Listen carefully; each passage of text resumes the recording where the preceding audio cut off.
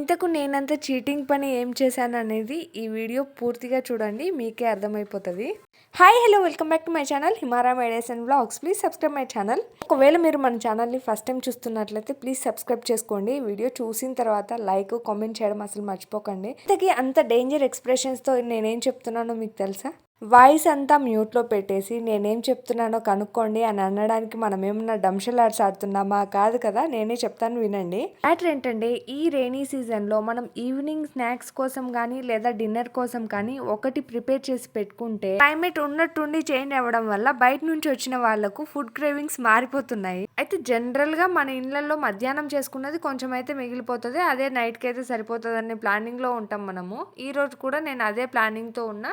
దానికి తగ్గట్టు కొంచెం పిండి కలిపేసి అలా రెండు చపాతీలు చేసేస్తే పని అయిపోతుందిలే అని అనుకున్నా. ఇంటికి వచ్చిన తర్వాత మా ఆయన ట్విస్ట్ ఇచ్చినాడు నాకు. ఆయనకు తెలియంది ఏంటంటే నా దగ్గర కూడా ఒక సర్ప్రైజ్ ఉంది ఆయన కోసము. అందుకనేసి ఇక్కడ 2 చీటీలలో 2 పేర్లు అయితే రాసిన. కాకపోతే 2 పేర్లు కూడా సేమే. అది నాకు మాత్రమే తెలుసు, పిల్లలకు కూడా తెలుసు, ఎందుకంటే వాళ్ళు కూడా నాతోనే ఉన్నారు. అంటే నేను మీకు చెప్పేటప్పుడు తెలిసిందనమాట, వాళ్ళు నా పక్కనే ఉన్నారు, అందుకే చెప్పేసిన వాళ్ళకు కూడా తెలుసు అనేసి. ఇక్కడ వచ్చేసి నేను చెప్తున్నా, ఇక్కడ 2 రెసిపీస్ అయితే ఉన్నాయి.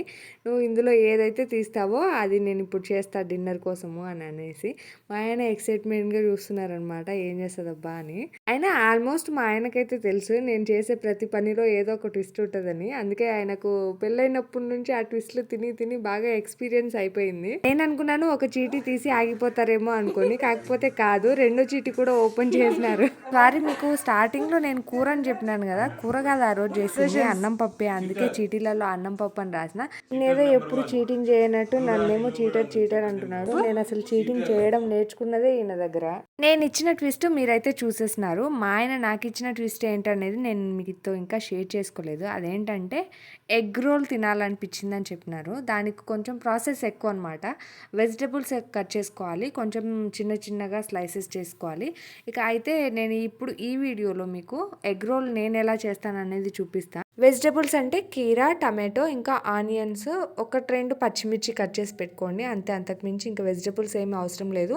నేను ఇక్కడ ముందు వెజిటబుల్స్ కట్ చేసుకున్నా. మీరు కావాలనుకుంటే ముందు పిండి కలిపేసిన తర్వాత వెజిటబుల్స్ కట్ చేసుకున్నారంటే పిండి ఆ టైంలో బాగా నానిపోతుంది. ఇవన్నీ మీకు చెప్పేటప్పుడు గుర్తుకొస్తాయి, నాకు నేను చేసేటప్పుడు గుర్తుకు రావు. ఏది మైండ్లోకి వస్తే అదే ముందు చేసేస్తా.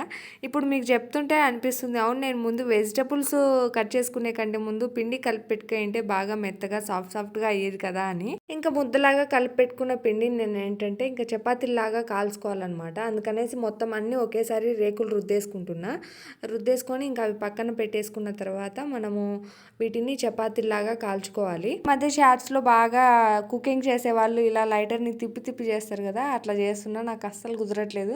ఆ లైటర్ కింద పడి ఎక్కడ పాడైపోతుందో ఏమో అని వచ్చిన కాడికి చాలని గ్యాస్ అయితే వెలిగించేసిన.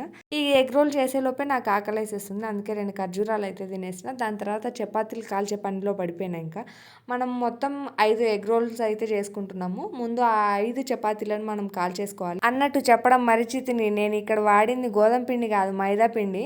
ఇందులో కొంచెం నెయ్యి వేసుకున్నా, ఇంకా కొంచెం ఉప్పు వేసుకున్నా. దాని తర్వాత కొంచెం చిటికెడంతా అదేంటి వంట సోడా అయితే వేసి బాగా కలిపేసుకున్నా. తర్వాత నేను ఏం చేసినాను అనేది మీకు ముందే చెప్పేసిన కదా, చపాతీలాగా రుద్దుకొని చపాతీలన్నీ కాల్చి పక్కకు పెట్టుకున్నా అని. దాని తర్వాత ఒక 5 గుడ్లు తీసుకున్నా, ఒక్కొక్క చపాతీకి ఒక్కొక్క గుడ్డు అనమాట. ఇది మళ్ళీ ఇంకొక తప్పు కూడా చేసేసిన. ఇక్కడ ఏంటి, నేను చపాతీ పెట్టి దానిపైన గుడ్డు వేసిన కదా, అట్లాగా చేయాల్సింది. గుడ్డు వేసిన తర్వాత దాని మీద మనం కాల్చి పెట్టుకున్న చపాతీ పెట్టాలన్నమాట. మీరు ఇక్కడ చూపించిన ప్రాసెస్ కాకుండా ముందు గుడ్డు వేసిన తర్వాత దాని తర్వాత పచ్చిమిర్చి, కొంచెం లైట్గా ఉప్పు, ఇంకా ఆరిగానో, చిల్లీ ఫ్లాక్స్ ఇవి ఉంటాయి కదా, అవన్నీ లైట్గా వేసుకోండి. దాని తర్వాత రోటీ పెట్టేసుకొని 2 వైపులా బాగా కొంచెం గంటెతో అలా హోల్స్ లాగా పెట్టుకొని చేసుకున్నారంటే బాగా కాలిపోతుంది. దాని తర్వాత టమాటో సాసు, ఇంకా చిల్లీ సాసు అప్లై చేసేసుకొని మనం కట్ చేసుకున్న వెజిటబుల్స్ అందులో పెట్టేసి రోల్ చేసేస్తే ఎగ్ రోల్ అయితే రెడీ అయిపోతుంది.